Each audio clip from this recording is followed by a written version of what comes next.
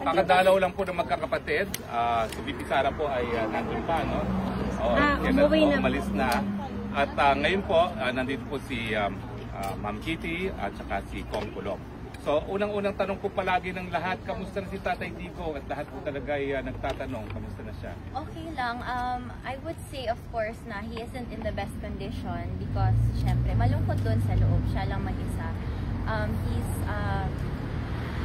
kumbaga, hindi ideal yung appetite niya, pero he was very happy to see us today. In high spirits siya kasi malapit na kaming makumpleto, magkakapatid kaming 4. So of course, yan yung special request niya is makita niya yung 4 niya anak. Kailan po kaya makakarating si Acting Mayor Bastay? Pero text namin kaya, tanungin namin. Pero I know malapit na yun kasi nag-open na rin siya ng Kadayawan doon and pinano na niya yung biyahe niya papunta dito. Ano naman pong napag-usapan ninyo ngayon? Actually, no. I was the latest to arrive today. Pagdating ko, as I entered the room, si Manong Pulong nandun nakaupo sa sahig, nagmamasahe na ng As usual.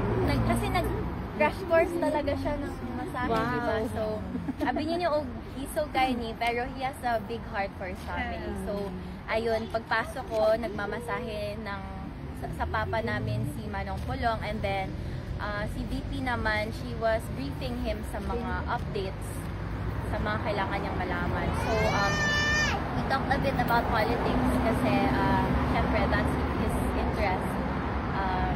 Sinabi ni VP about yung mga ghost projects. Flood control. Flood control.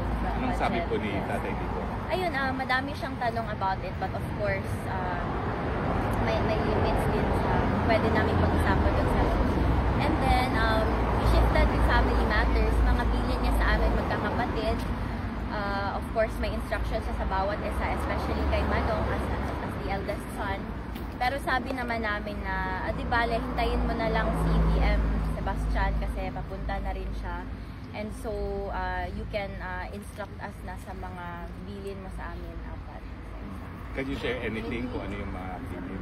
Hindi naman too personal. Ano naman, yun pa rin, the first thing talaga no is to take care of each other. He emphasized the value of family and how important the family bond is. Kasi ang hirap kung kalaban mo na lahat, kalaban mo pa yung yung pamilya mo. So he always reminds us to take care of each other as siblings and to look out for each other, you know.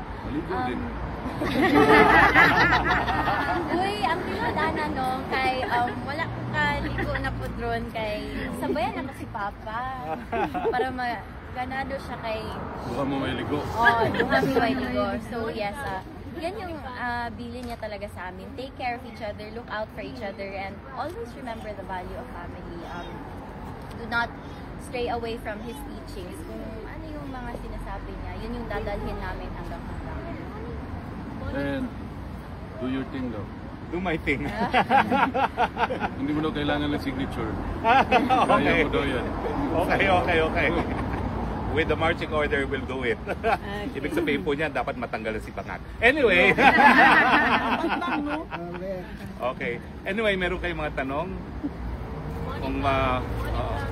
Well, kung wala po, as usual, they are dying to have your pictures. And let's give priority muna ngayon to the first-timers. Dito po pila, first-timers.